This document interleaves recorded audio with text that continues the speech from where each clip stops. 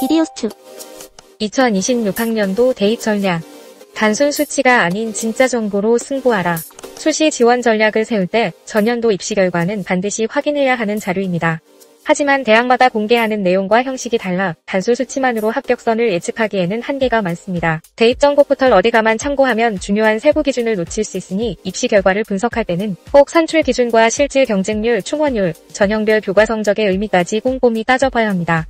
입시 결과, 기본 확인부터 한계까지. 고3 1학기 기말고사가 끝나면 각 대학의 전년도 입시 결과가 수시 지원 전략 수립의 출발점이 됩니다. 이 자료들은 대학 홈페이지와 어디가에서 확인할 수 있지만 내용의 불일치가 많아 단순 수치만으로 전략을 세우기엔 부족합니다. 숫자 이면의 진짜 정보를 해석하는 법. 입시 결과를 볼 때 가장 먼저 산출 기준을 확인해야 합니다. 대학마다 자체 반영 방식이 다를 수 있고 일부 대학은 교과별 상위 몇 과목만 반영하는 등 산출법이 달라 세부 정보가 달라질 수 있습니다. 예를 들어 동국대는 학생부 교과 전형에서 상위 10과목만 반영하는데 이 경우 어디가의 전 과목 평균 등급과 대학 홈페이지의 실제 평가 방식이 다를 수 있으니 반드시 비교해봐야 합니다. 성적 산출 결과가 평균 등급인지 70% 컷인지 등도 꼼꼼히 따져야 하며 어디가에서는 주로 50% 컷과 70% 컷을 제공하지만 대학 홈페이지에는 더 세부적인 정보가 나와 있습니다. 실질 경쟁률, 숫자에 속지 마라. 단순 경쟁률보다 중요한 것은 바로 실질 경쟁률입니다.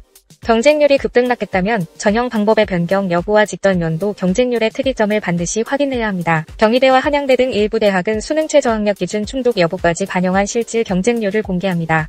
서강대는 충원율까지 포함한 최종 실질 경쟁률을 발표하는데 인문학부 교과 전형의 경우 13.581에서 실제로는 1.451까지 낮아진 사례가 있습니다. 논술 전형에서도 논술고사 미응시자와 수능 최저 미충족자가 많으므로 실질 경쟁률을 반드시 체크해야 실제 합격 가능성을 가늠할 수 있습니다. 충원율, 합격의 또 다른 열쇠. 최근 세개년의 충원 비율을 꼭 확인해야 합니다. 단순 충원 인원보다는 전체 선발 인원 대비 충원율을 보는 것이 더 정확하며 모집 단위 변후 선발 인원이 달라질 수 있으니 세심하게 비교해야 합니다. 경희대, 동국대, 서강대, 성균관대 등은 충원율을 홈페이지에 공개하지만 건국대와 한양대는 충원 인원만 알려주므로 직접 계산해야 합니다. 전년도 충원율이 높았다고 올해도 높을 것이라 단정하지 말고 세개년 추이를 함께 분석해야 합니다. 전형별 교과 성적, 의미를 오해하지 마라. 학생부 종합 전형에서도 교과 성적 등급이 제공되지만 이는 정성평가의 참고 자료일 뿐입니다.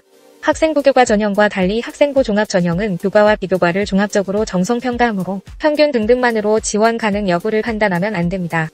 입시 전문가의 현실 조언.